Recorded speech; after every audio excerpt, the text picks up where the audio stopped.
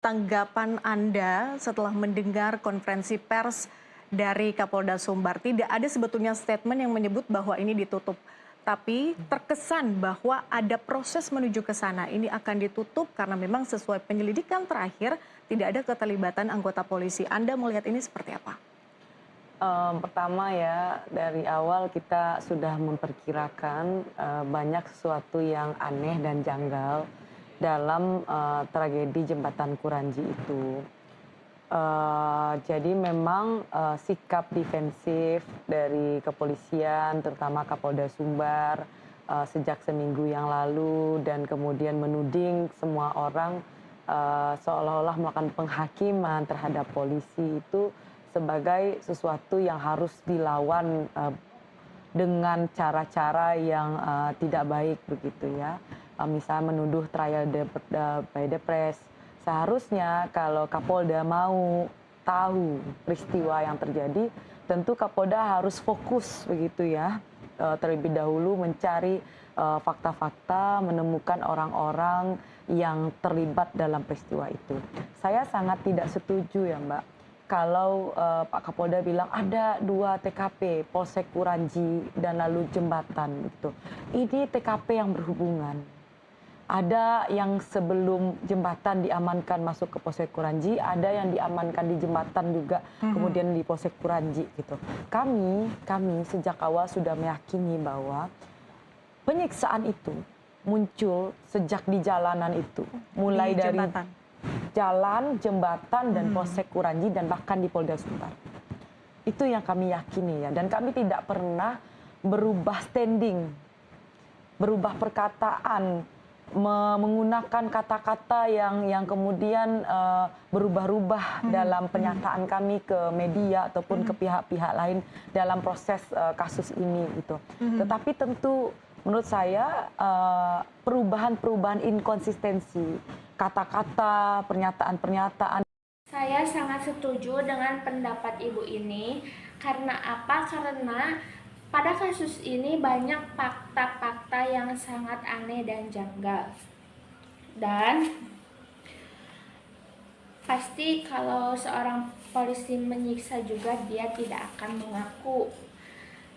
Dan di sini di kasus api ini, kalau seorang anak yang turun dari ketinggian 50 cm itu kan pasti ada ya, inilah ya, pasti ininya akan bermasalah, tulangnya patah atau apa. Tapi kan ini jenazah Apip kepala dan kakinya itu baik-baik saja, sedangkan yang bermasalah tangan dan punggungnya. Jadi menurut saya kasus ini harus terus terungkap agar pelaku bisa terungkap dan bisa mendapatkan hukuman yang setimpal dengan yang mereka lakukannya. Atau dalam tindakan yang mencelakakan diri sendiri seperti melompat, itu udah berbagai macam, gantung diri, itu udah biasa dilakukan begitu. Yang kedua, dianggap kemudian dalam proses pembelaan diri petugas sehingga dalam pertahanan diri dia terbunuh orang lain begitu ya. Nah, ini yang harus disikapi bahwa ketika seorang polisi menyiksa, dia tidak akan pernah mengaku, dan ada 2 alibi yang selalu dikembangkan, dan itu selalu menjadi lagu lama yang diulang. Itu pertama. Yang kedua, kenapa LBH Padang sangat yakin melihat bekas lukanya.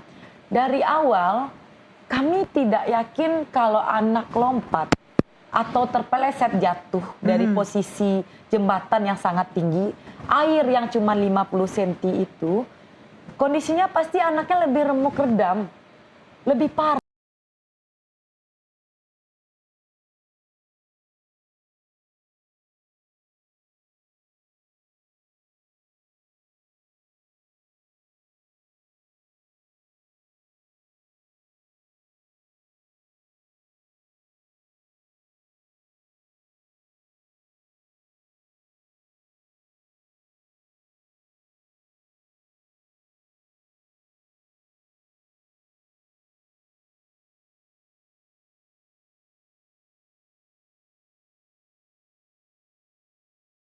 Polresta Padang buka suara soal kasus Afif Maulana, remaja yang ditemukan meninggal di bawah jembatan Kuranji. Minggu siang, Kapolda Sumatera Barat juga memberikan keterangan persnya. Kapolda hadir di Polresta Padang bersama sejumlah pihak, di antaranya Komnas HAM dan Ketua KAN Sumbar Fauzi Bahar. Dalam kesempatan tersebut, usai menyampaikan rasa duka, Kapolda Sumbar Irjen Pol Suharyono kembali menjelaskan kronologi sebelum Afif Maulana ditemukan tidak bernyawa, di mana Vivi diduga salah satu dari kelompok tawuran yang diamankan polisi. Namun dari 18 orang yang diamankan, korban tidak ada. Oleh sebab itu ia menegaskan, belum ada bukti atau saksi yang menguatkan jika Afif dianiaya polisi, sehingga berbagai kemungkinan bisa menjadi penyebab meninggalnya Afif. Ia meminta masyarakat untuk mendukung proses penyelidikan yang sedang berlangsung. Irjen Polisi Suharyono berjanji akan mengusut kasus ini sampai tuntas dan memproses siapapun pelakunya. Jenderal Bintang 2 itu juga menyebut 40 orang telah diperiksa dan diantaranya 30 personel polisi yang melakukan kegiatan pada malam sebelum jenazah Afif ditemukan. Karena simpel sebenarnya, polisi mengamankan tawuran.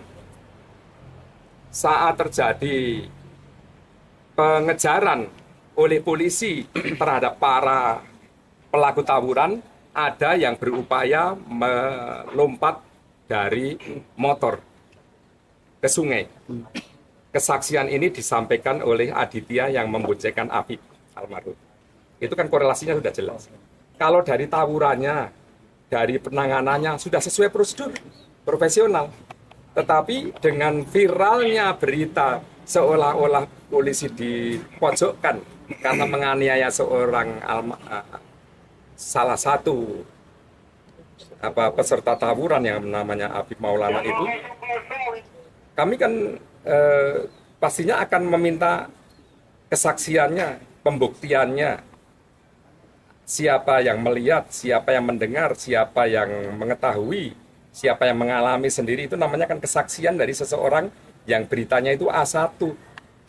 Tidak boleh mungkin, barangkali, jangan-jangan mengasumsi sendiri seolah-olah kejadian itu korelasinya adalah dengan penegakan hukum yang dilakukan oleh aparat kepolisian.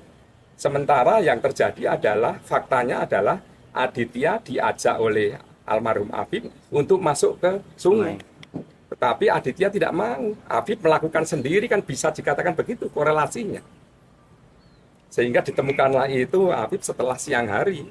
Karena waktu itu polisi yang melakukan aksi itu si saudara Aditya mencari handphonenya yang hilang, itu keterangan dari Aditya sendiri. Dia tidak lagi mengetahui di mana Afif. Akhirnya motornya punyaan Afif Maulana. Tapi Afif Maulana saat kejadian dia sebagai yang membonceng. Gitu. Jadi yang di depan ini Aditya itu bukan pemilik motor ini. Saat Aditya diamankan beserta motor ini dan juga barang bukti yang berserakan itu dengan yang lain, dia ditanya, ya dia tidak tahu lagi di mana Afif berada. Dasril Reta Hadisuri, Padang TV.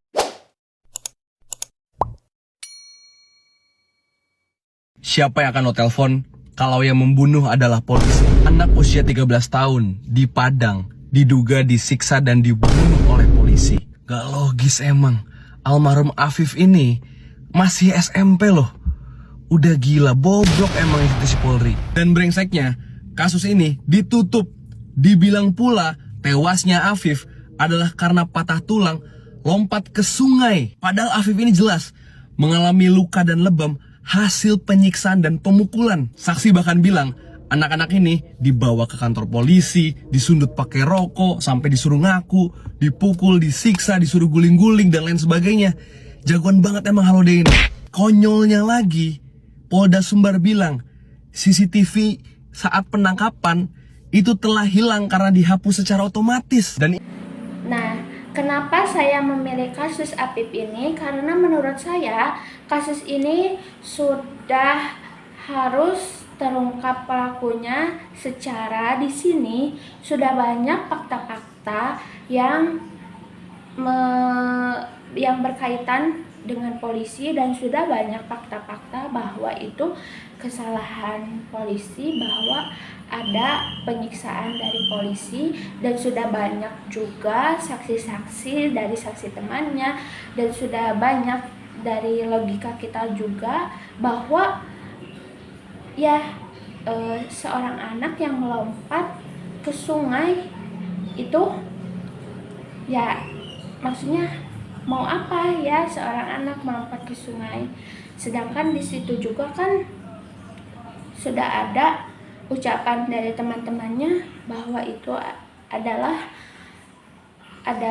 penyiksaan dari polisi. Nah, di sini kita sama-sama harus mengungkap fakta-fakta selanjutnya, harus mengungkap siapa itu pelakunya, dan harus dihukum secara hukuman yang setimpal. Saya Putri Nur Ajijah dengan NIM 23060527, kelas B3 non-reguler, Prodi PGSD. Cukup sekian pendapat dari saya. Wassalamualaikum warahmatullahi wabarakatuh.